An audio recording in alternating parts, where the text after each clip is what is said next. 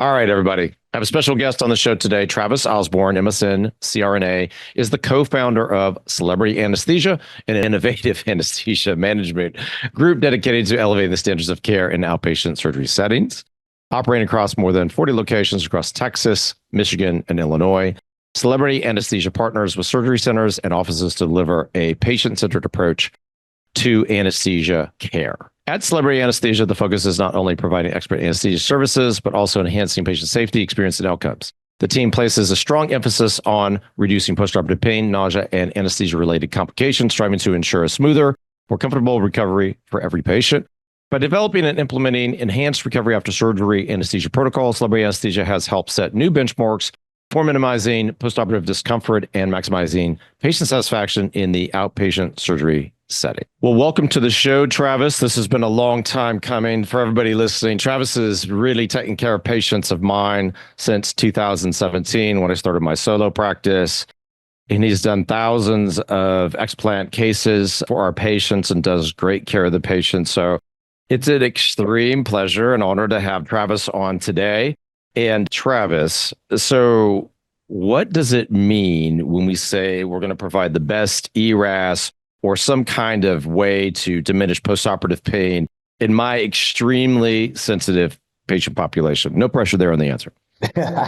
First of all, Dr. Whitfield, thank you for having me on the podcast. This is awesome. We've talked a lot about this offline, and this is a long time coming. So I'm excited to be on here and be able to share a little bit about our experiences, what we've seen in patients over the years, and just how we have both fine-tuned our craft with both your patients and then my collective patients, across all of our coverage locations. So what does it mean to deliver that highest level of care to your patients and minimize, as many of the complications and issues that can arise after surgery, from pain to nausea, all of those things. It really, our focus has shifted to this early recovery after surgery, or ERAS protocol, and it's worked extremely well in your patient population. And one thing we've done as an anesthesia group is we've taken all of these providers from level 1 trauma centers, heart hospitals,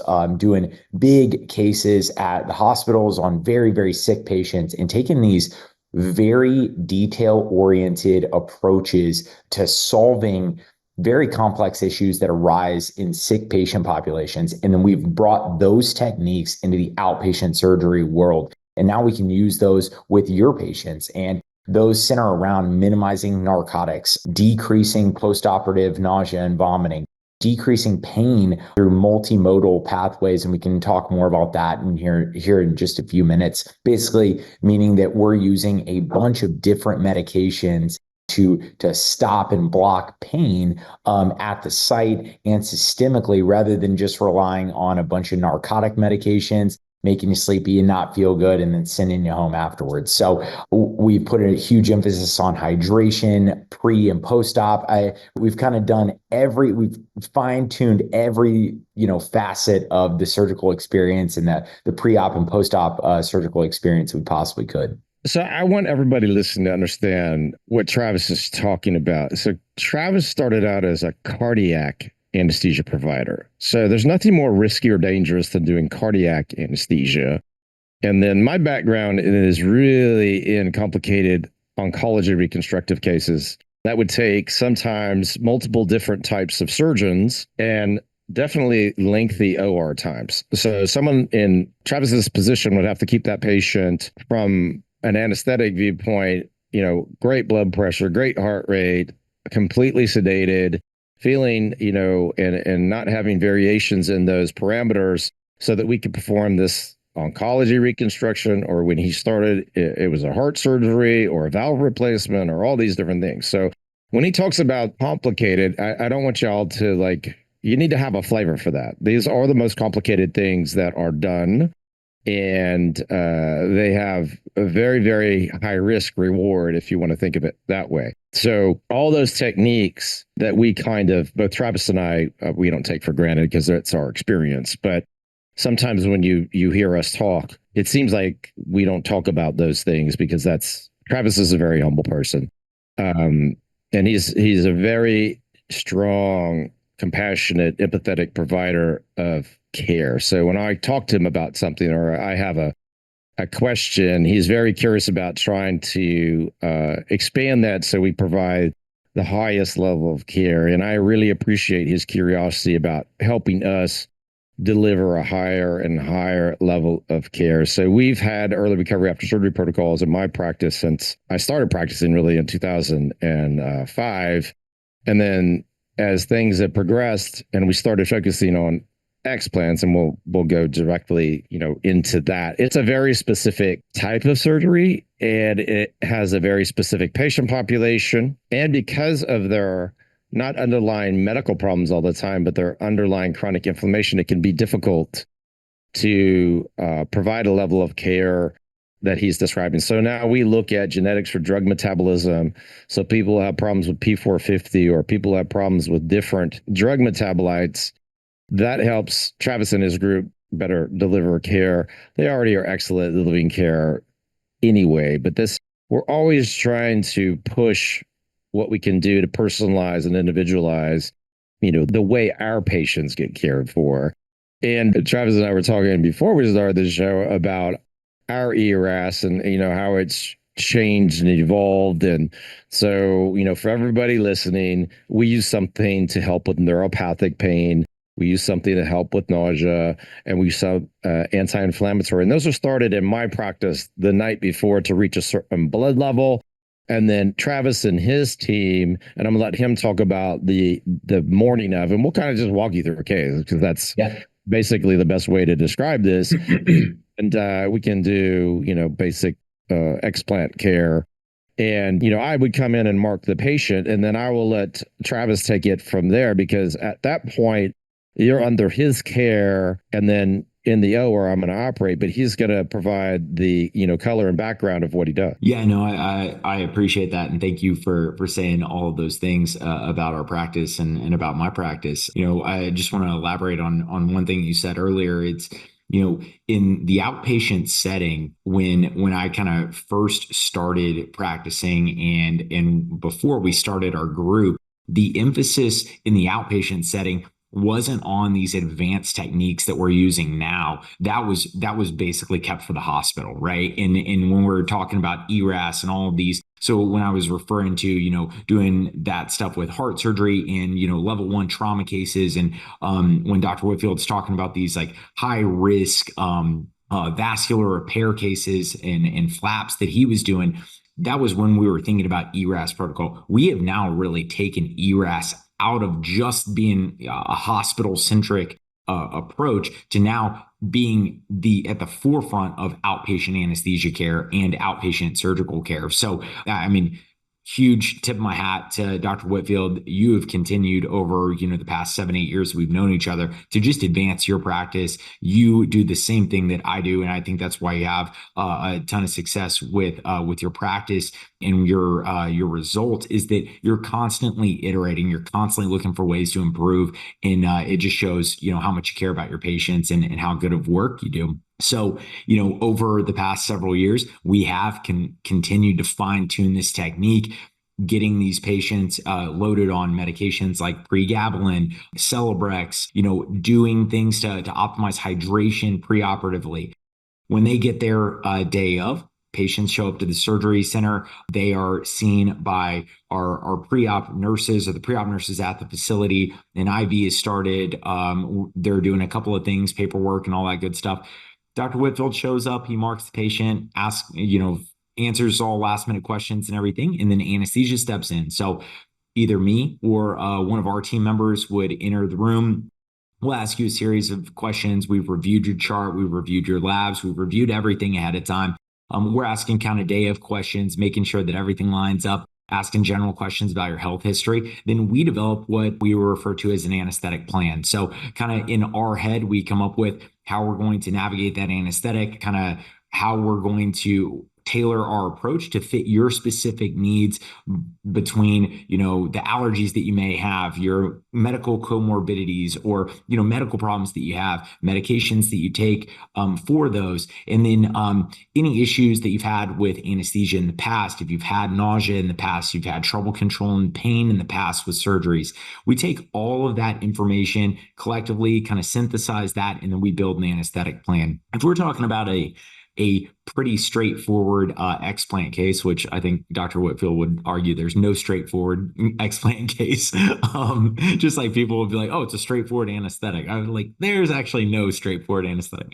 But in those explant cases, we will typically do one of two blocks. If we're doing an explant plus fat grafting in multiple areas of liposuction, we would probably do two types of nerve blocks. And I'll talk about those here in just a second. We've gathered your health history. I've told you about anesthesia. I've told you about general anesthesia because that's what you'll have throughout the procedure. So general anesthesia, just as a kind of a refresher, means that you will be completely unconscious during the procedure. You will either have an endotracheal tube down into your airway to protect it and maintain your airway throughout the entire procedure, or an LMA, which is a laryngeal airway mask that sits right above your vocal cords, keeps your airway open and protected during the procedure as well. You'll be breathing on your own throughout the case, but you will be completely asleep and completely unconscious. The nice thing about both of those is, we're able to control your ventilation, control your airway, and know that it is patent or completely open throughout the procedure. That allows us kind of the highest level of control over your physiology so that Dr. Whitfield can do what he needs to do, and we can make sure that you are safe and comfortable the entire time. Just, because this question comes up quite a bit, I'm just going to attack it up front. Once you roll back to the operating room with one of our either CRNAs or anesthesiologists, our anesthesia provider is with you from the second that you enter the room until the second that you wake up in the recovery room. We are by your side. We're monitoring you beat to beat, breath to breath. We do not leave, and you are fully monitored the entire time. It's not, some patients ask, well, when I go into the room and you put me to sleep, like, do you go out and you grab coffee? Like, what do you do? And I was like, oh man, I wish it was like that. It is not like that. We're there the entire time. Chime in too, because there's one thing I get asked all the time is like, they're going to wake up. They're not going to wake up during surgery. No wake ups during surgery. No wake ups during surgery. No, that doesn't happen. And unfortunately, media, movies, everybody has glamorized this idea of awareness and I'm going to wake up during surgery. Awareness under anesthesia, that's what we call it in anesthesia and in healthcare. That's the actual term for it, is awareness under anesthesia. That is only a real risk factor when you are too sick and your comorbidities are so high and you have all kinds of underlying medical issues that would inhibit you from receiving the amount of anesthesia that you would need to be put to sleep. That really is only happening in patients that are in life or death situations when they are entering the hospital or entering care. So for people coming for elective surgery, that is not going to happen. I want to make you guys need to rest assured my patients are in that position. Yeah, you are not that patient. There are about 20 different stop checkpoints that would happen or notify us as the anesthesia provider that that your anesthetic was starting to get light before that would ever take place. So, I get that question all the time as well. My answer to that is typically, you are in very good hands. This is not going to happen. I understand that fear and that unknown, but that is very known to us. So I can tell immediately what's going on while you're actually asleep. It is those like super anxiety provoking. It is whole issue around anesthesia. Yes. And for everybody listening, just so you know, like, I'm a surgeon, been operating for over, I don't know, 26 years, and I've had 7 surgeries myself. So when people say like, or want to know like what it's like, I can tell you, waking up too quickly, bad for you. So everybody's worried about waking up during surgery and then being under anesthesia for a longer period of time. All right. So we're going to attack this question too, because I get this all the time. Somehow in the whatever information or disinformation world, however we choose to describe this world, it's become concerning, hour over hour over hour that you're under anesthesia, which to a degree I understand. But so I have very specific limits in my practice of what I will do. And Travis knows this. I won't operate over 4 to 5 hours outpatient surgery for a lot of reasons. But the main one is I don't feel like those cases that are requiring longer periods of time really should be done in an outpatient, setting. Having done cancer surgery for a long period of time or complex reconstruction for a long period of time, those patients who have very extended periods of surgery and or blood loss and or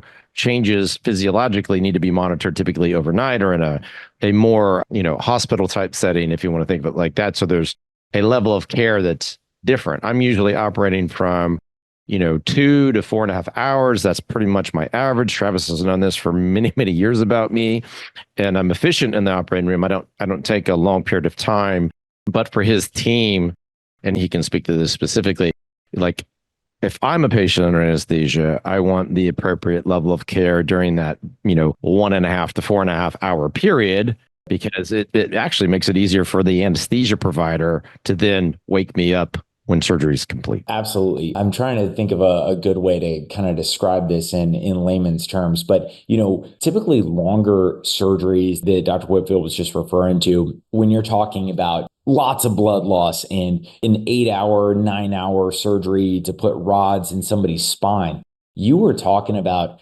much, much bigger systemic inflammatory response. You're talking about much greater blood loss. You're talking about a huge volume shift with fluid dynamics, and that the physiology and the pathophysiology related to that get much, much more complex as you start to add layers of blood loss and how many things you're doing. What we're doing for your case is, we really, really do not have a whole lot of blood loss at all on these cases. I mean, it's very minimal. So we're not seeing that massive shift in blood volume, hemodilution, or anything like that. So we're worrying less about that in these cases. We're also not having that massive accumulation of drugs and narcotics and things that we're doing because we'll talk about regional anesthesia and some things that we're doing to reduce the amount of narcotics that you need. But as you start to get more and more medications over longer periods of cases, that just builds up in patient's system, right? So that's referred to as a context sensitive halftime for medications. And when those medications are given by infusion or more and more of that medication is delivered, obviously that builds up in the patient's system and it takes longer for those to kind of wear off, if you will. So, typically when we're under the 6-7 hour range case wise, we're really not looking at those issues.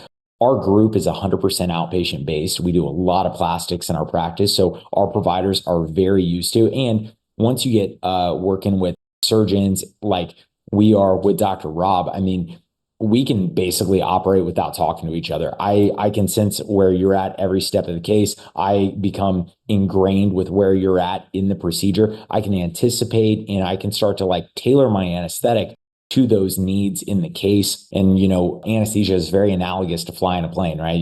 You put somebody to sleep or you take off, you get to that cruising altitude. You're just kind of in that cruising altitude of that general layer of anesthesia. Once it's time to start landing the plane or waking the patient up, there's certain checks you have to do. There's certain things you have to think about. Deploy the landing gear. You start kind of dialing back the anesthetic and start landing that plane. So you have a timely wake up that's done in a nice stepwise fashion. When you work with somebody long enough, it's like I already know the flight plan, right? I already know where that plane's going. I already know when to start landing the plane. So that works very well, and it allows us to just operate very efficiently and produce a really good wake up and a really good go to sleep kind of technique for these patients. So now we're going to talk about what it's like to be in the first class cabin of that plane. That's right. In the operating room, when I'm doing an explant, which I've done thousands of, prior to rollback, they've done what's called a serratus anterior block at all of my patients, regardless of complexity of the case. So that's already in place, and that's providing anesthesia to the chest wall in a wraparound type effect. So when I do an explant, we'll just talk about a basic one.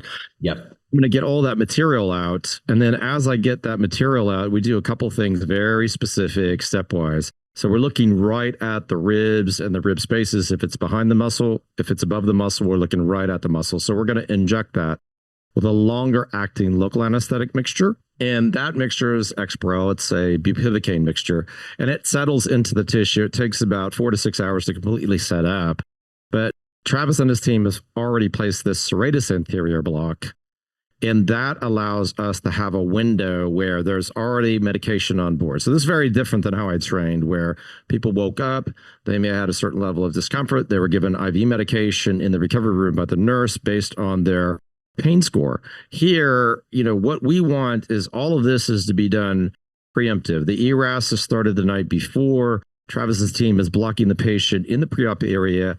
I'm blocking you in the operating room. So there's all of these different steps that are already done before you ever wake up. So when he lands the plane, as he described, you're not on a pain score going to be anywhere above. You shouldn't be above really a 3 or a 4 normally. Yeah. With an explant. When we add other levels of complexity to the case, that still will be the situation. But in recovery, we have very strong feelings about what you should be getting. And I'll let him describe the wake up and what he gives you as you're waking up to go to recovery. Yeah, absolutely. And just to backtrack for 1 second about that serratus anterior block, we do place that in pre-op before we head back to the OR. Again, that is another way that we can kind of preemptively treat pain, right? So we want to block those pain pathways before that pain is sensed. We want to block that sensation at the brain, sensing that pain is ever happening. We also want to block it at the actual site. So when we place that serratus anterior block, it's basically placed right in your axillary line, right underneath your armpit on your side. That's done with some sedation so that you don't feel the needle going in or the needle coming out. It feels actually much less. You'll feel much less than you did when you had your IV started. That block goes in. We place that local anesthetic solution in. It's almost like a longer acting version of lidocaine, if you will. We'll put it in there. It bathes the nerves that kind of innervate the entire front part of your chest wall right here where your breast is. That is placed right underneath the serratus muscle. That plane gets covered. So all the nerves that are in there just get bathed in that local anesthetic. And that's how a local anesthetic works. And that'll shut down those nerves firing. So then any insult that happens, like an incision that's made, or when Dr. Rob is underneath there and he is actually removing some of the capsule from the chest wall or from the rib, that is not actually felt, and that is not actually taken back to your brain and saying, oh my gosh, that hurts. We're stopping that nerve conduction or that impulse conduction. So that's one way that we get ahead of that pain even happening. That also helps to decrease what's called wind-up phenomenon. When you don't do a pain block or a nerve block, those nerves experience pain. What that does is it can cause some ramp up of cytokines and inflammatory mediators in that nerve space. So when those nerves are communicating and they're saying that they're having pain, it's just like an eruption of firing. Well, blocking that decreases that eruption of firing of nerve impulses that pain is happening. And there are good studies to show that decreasing that wind-up phenomenon actually helps with postoperative pain course and pain scores over the next several weeks to months after the procedure.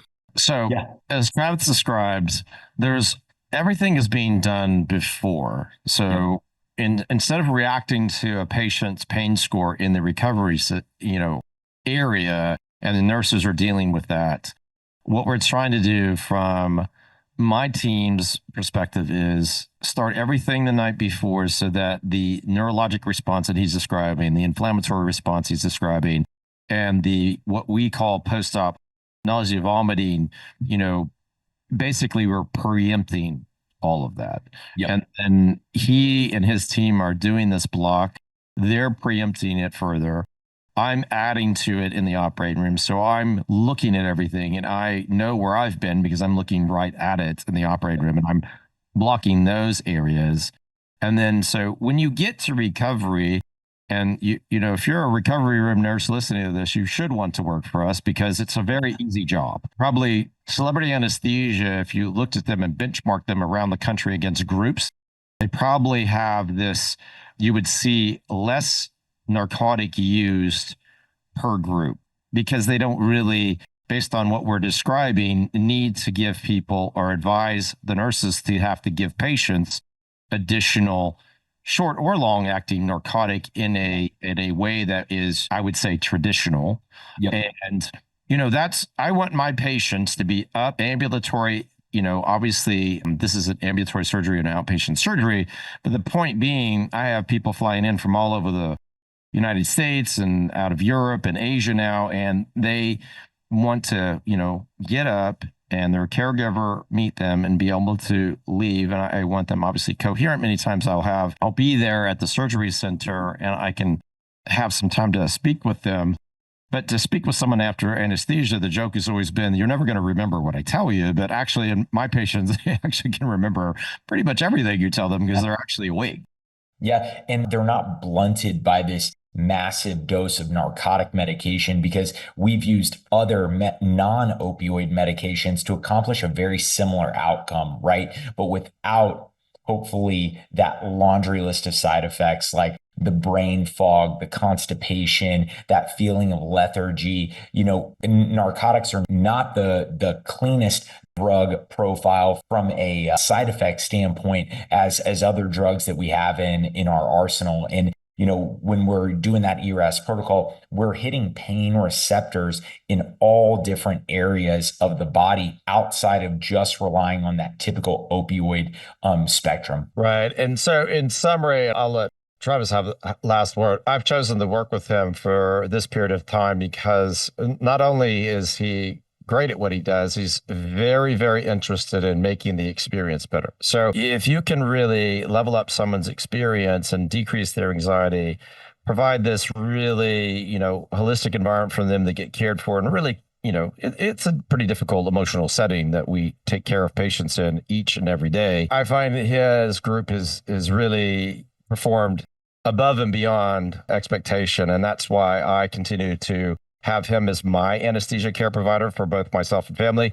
So anybody listening, you can hit us in the comments and I'll have Travis give his last words and then we'll wrap it up. Yeah, no, I really appreciate that. And again, hats off to you because you run your practice in the exact same way. It's constant iteration, it's constant improvement. It's looking for how can we make this very stressful and difficult time as good as possible for our patients. And there's an optimal experience I think that we all strive for. And I'll kind of leave it with this. My business partner's name is Alex. He lives up in Chicago and he runs our day-to-day in the Midwest. I run everything down here in Texas. And, we both have this philosophy that outpatient care should be run at the same level and under the same microscope as inpatient big hospital cases are run. And we kind of, our litmus test across the board is if we would not do the same thing for our mothers, our family, our wives, our friends, then it has no place in our practice. So if there is an optimal anesthetic and I would have, if my wife had to have surgery tomorrow and I would do it a certain way, I want that done for every one of our patients because that is in my mind the optimal anesthetic. So, everything we've talked about here today, everything that you and I have done and worked on together to make things better for patients are just that. They're the exact same anesthetic that I would do for my wife, I would do for anyone that I've taken care of in your family. So it truly is about making that patient experience as absolutely good as possible. All right. You heard it from Travis, and he does work extremely hard to deliver the best experience. I want to thank him for being on my show, but I want to make sure y'all comment on this because this is literally about the anesthesia is something I get asked about every day, multiple times a day. And obviously, I'm not the expert. That's why I had Travis on because he is the expert, and I worked with him for many, many years on this issue. And I feel like together we've, continued to push each other to make things better. So please comment. And if I cannot answer it, I will get a hold of Travis and he will answer it for us. So until next time, thank you, Travis. That sounds great, man. Yeah, thank you. Please ask and we'll answer.